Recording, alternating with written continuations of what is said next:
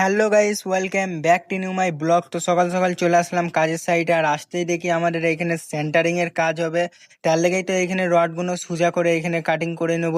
আর guys, এতগুলো রোদ দেখতে পাচ্ছ, এত রোদে কি করে কাজ করবো সেটাই ভাবছিলাম।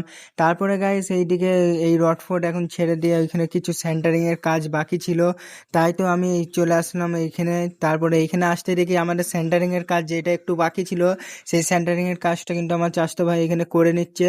আর এই সেন্টারিং এর কাজটা হলেই কিন্তু আমাদের রড বাঁধাও কমপ্লিট করে নেব। তারপরে গাইস, এই পিলাইটা আমাকে কাটতে হবে, আর এখানে আমাকে দাগ মেরে দিয়েছিল। আর এই পিলাইটা নিয়ে চলে আসলাম আমি সুজা কাটিং করতে। আর এই যে দেখতেই পাচ্ছ গাইস, আমি মেশিনে করে কাটিং করে নিচ্ছি। আর এই পিলাইটা কাটিং করা কমপ্লিট হয়ে গেলে চলে আসলাম রুমে, কারণ হাফ বেলা কাজ করার পর শরীরটা আজকে খুব খারাপ করছিল, তাই হাফ বেলা কাজ করে ছুটি করে নিলাম আজকে।